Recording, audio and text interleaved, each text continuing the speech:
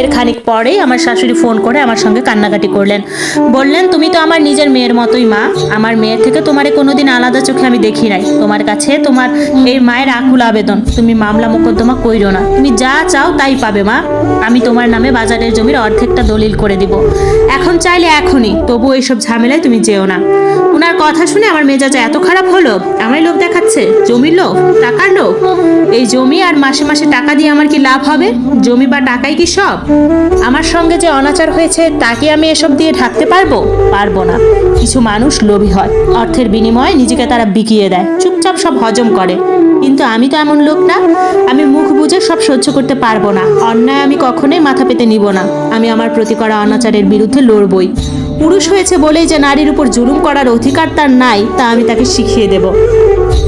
রাতে বাবাকে খাবার দেওয়ার সময় তার কাছে বসে আমি কথাটা বললাম, বাবা, আগামীকাল আমরা শহরে যাব, গিয়ে মামলাটা করব।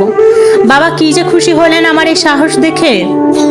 বাবা আর আমি রাস্তায় থাকা অবস্থায় আহাদ আমার ভিডিও আর ছবিগুলো সোশ্যাল মিডিয়ায় আপলোড করে দিল।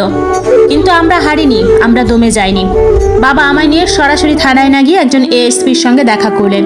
এএসপির নাম ইমতিয়াজ মাহমুদ। বাবা বললেন, ও আমার বন্ধুর ছেলে। ওর বাবা আর আমি একই সাথে আনন্দমোহন কলেজে পড়াশোনা করেছি। ইমতিয়াজ ভাইয়া বাবাকে দেখে ভীষণ খুশি হলেন। তার স্ত্রী এখানেই ছিল। তারা আমাদের খুব যত্ন করলেন। এরপর বাবা কথাটা তুলতে চাইলেন, কিন্তু বাবাকে কিছু বলার সুযোগ না দিয়ে আমি বললাম, আমি বলতে চাই সব, আমার নিজের মুখে সব বলবো আমি। ইমতিয়াজ ভাইয়া ভীষণ খুশি হলেন। তিনি মিষ্টি করে হেসে বললেন, গ্রেট, সাহসী মেয়ে, বলো তুলি, আমি শুনছি। আমি এক এক করে সব ঘটনা খুলে বললাম। ইমতিয়াজ ভাইয়া আমার দিকে তাকালেন, তারপর বললেন, তোমাকে দেখে আমি অবাক হচ্ছি তুলি। সাধারণত আমাদের দেশের মেয়েরা এরকম সাহসী হয় না। তারা এসব মেনে নিতে পারে না, সহ্য করতে পারে না, লজ্জায় ভয়ে গুটিয়ে যায়, কাউকে কিছু বলতে পারে না, চুপচাপ সুইসাইড করে বসে। কিন্তু তুমি কি চমৎকার মেয়ে তুলি। আমরা সেদিন ইমতিয়াজ মাহমুদ ভাইয়ার বাসাতেই থেকে গেলাম। তিনি থাকতে বললেন। মামলাটা সেদিনই হলো। সেদিন রাতের মধ্যেই আহাদ গ্রেফতার হলো। সে তার খালার বাড়ি পালিয়ে গিয়েছিল, ওখান থেকেই তাকে ধরা হয়েছে। তাকে ধরার পর ইমতিয়াজ ভাইয়া নিজে ইচ্ছে মতো পিটিয়ে নিয়েছে তাকে। তারপর আদালতে সোপর্দ করেছে। খুব কম সময়ের মধ্যে আদালত থেকে রায় হলো।